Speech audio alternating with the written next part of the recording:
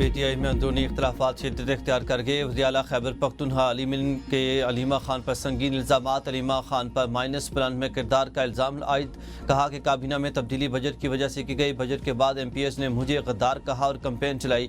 Party کو نقصان پہنچانے میں علیمہ خان کا کردار ہے۔ بانی پی ٹی آئی کے مشاورے سے ہی تمام فیصلے کیے گئے۔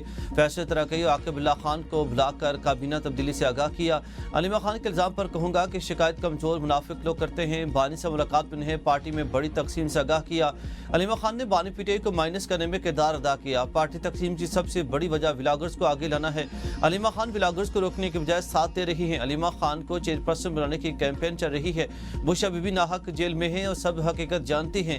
علیمہ خان کے بیٹے کی گرفتاری کے بعد 3 دن میں رہائی ہوئی۔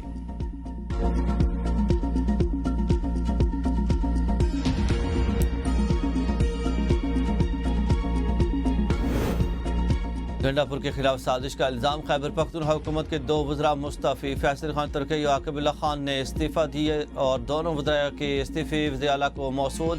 مستعفی وزراء کا تحریک انصاف سے وابستگی برقرار رکھنے کا بھی اعلان۔ عاقب اللہ وزیر پاشی اور فیصل خان ترکی صوبائی وزیر تعلیم تھے۔ فیصل ترکی اور عاقب اللہ کے مستعفی ہونے کے پس پردہ حقائق بھی منظر عام پر آ گئے۔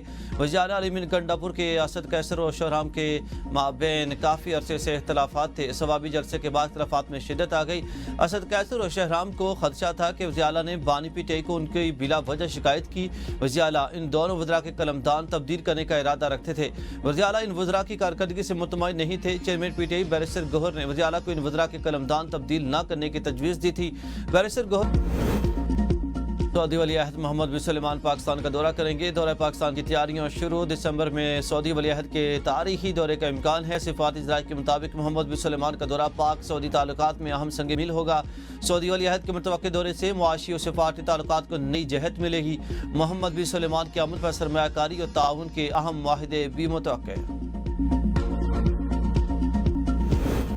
پنجاب میں بدترین سیلاب پر صوبوں کے سیاست کرنے سے دکھ ہوا۔ مشکل وقت میں اور انتظامیہ متاثرین کے ساتھ تھے۔ وزیر اعلیٰ پنجاب مریم نواز کا چکوال میں تقریب سے خطاب، کہا کہ پنجاب میں بدترین سیلاب آیا۔ دوسرے صوبوں نے پنجاب پر پریس کانفرنسیں کی، اس کی بہت تکلیف ہوئی۔ وزیروں کا کام اے سی والے کمروں میں بیٹھنا نہیں، مشکل میں آپ کے پاس موجود ہونا ہے۔ اپنے پیسے سے متاثرین کی مدد کریں گے، کشکول اٹھانے کی ضرورت نہیں۔ میں نے سیلاب زدگان کو اپنا مہمان کہا، عزت سے روٹی اور رہائش دی۔ پاناما لانچ ہونے کے بعد نواز شریف نے مشکل وقت دیکھا۔ اڈیالہ جیل کے سیل میں والدہ کے انتقال کا پتہ چلا۔ مجھے بغیر کسی قصور کے 2 بار جیل جانا پڑا۔ میری جیل کی زندگی آسان نہیں تھی، تندور کی طرح تپ رہا ہوتا تھا۔ وزیر اعلیٰ نے ہونہار طلباء اور طالبات میں لیپ ٹاپس تقسیم کیے۔ وزیر اعلیٰ پنجاب کی تنقید پر پی پی برا مان گئیں۔ وزیر اعظم کو شکایت لگانے کا فیصلہ۔ ایوان میں اعظم رضی تارڑ نے مریم کے بیان پر پیپلز پارٹی سے معذرت کا لی۔ وضاحت دی کہ سیاست میں لفظی جنگ چلتی ہے۔ سینٹ میں رانا ثناء اللہ نے کہا کہ پنجاب کو بلا وجہ برا بھلا کہا جاتا ہے۔ وزیر اعلیٰ پنجاب جواب نہیں دیں گی تو کون دے گا؟ پیپلز پارٹی کی تسلی نہیں ہوئی اور فیصلہ کیا گیا کہ وزیر اعظم کی لندن سے واپسی پر ان کے سامنے معاملہ رکھا جائے گا۔ لندن سے وزیر اعظم کی وطن واپسی پر پیپلز پارٹی کی قیادت ملاقات کرے گی اور وزیر اعلیٰ پنجاب اور وزراء کے بے نظیر انکم سپورٹ پروگرام پر بھیجا تنقیدی بیانات سامنے رکھیں گے۔ پیپلز پارٹی کے سیلاب متاثرین کی امداد کے مطالبات وفاق سے ہیں، پنجاب حکومت کا کوئی تعلق نہیں ہے۔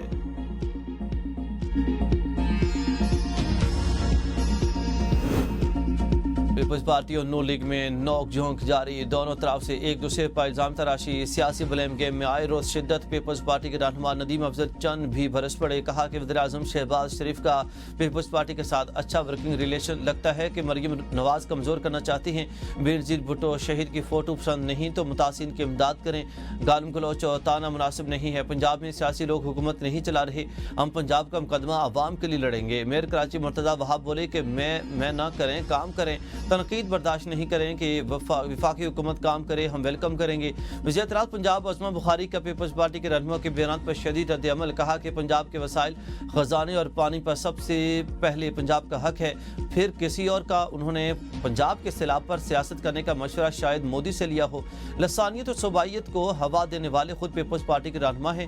اگر آپ مردہ سیاست کو زندہ کریں گے تو جواب بھی میڈیا پر ہی ملے گا۔ باری مغزیب کا مؤثر رد عمل دینے کا اعلان، کہا کہ اگر پیپلز پارٹی کے ترجمان گندم اور سیاست پر سیلاب پر سیاست کریں گے تو جواب بھی دیا جائے گا۔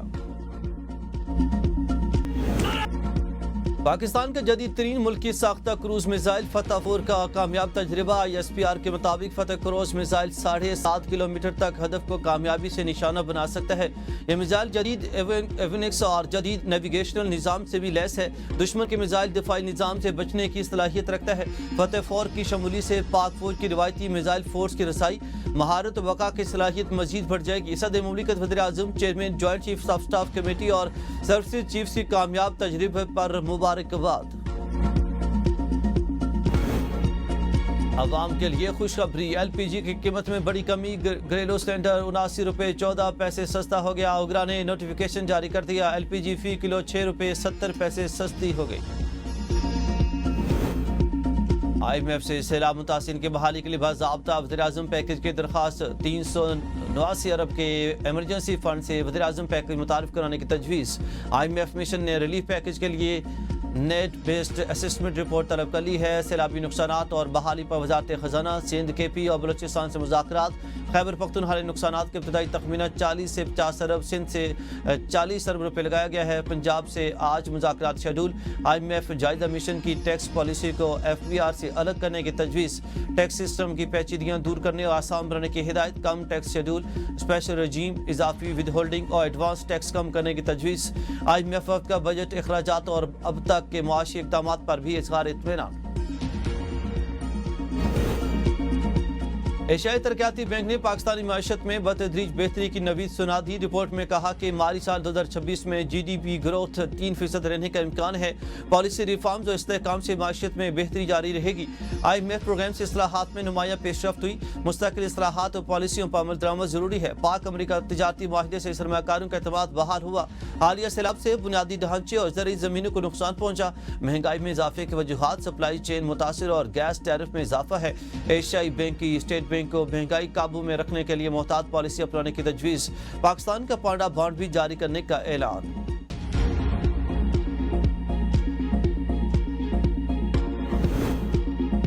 سندھ اور بلوچستان کے ساحلی علاقوں میں بارش، گرمی کا زور ٹوٹ گیا۔ بارش کے بعد ٹریفک کی روانی متاثر، کورنگی انڈسٹری ایریا میں نالے ابل پڑے۔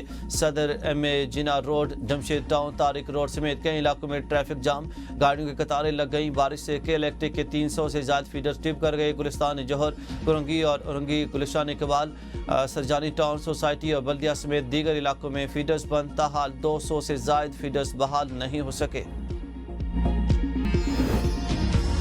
کینیڈین حکومت نے خطرناک جرائم میں ملوث بھارت کے بشنوئی گینگ کو دہشت گرد تنظیم قرار دے دیا۔ کینیڈین حکام کو گینگ کی تمام جائیدادیں اور اثاثے منجمد یا ضبط کرنے کا قانونی اختیار مل گیا۔ گینگ کا سربراہ لارنس بشنوئی نے اور گینگ بالی ووڈ اداکار سلمان خان کو دھمکیاں اور ان کے دوست بابا صدیقی اور سدھو موسیوالا کے قتل میں بھی ملوث ہے۔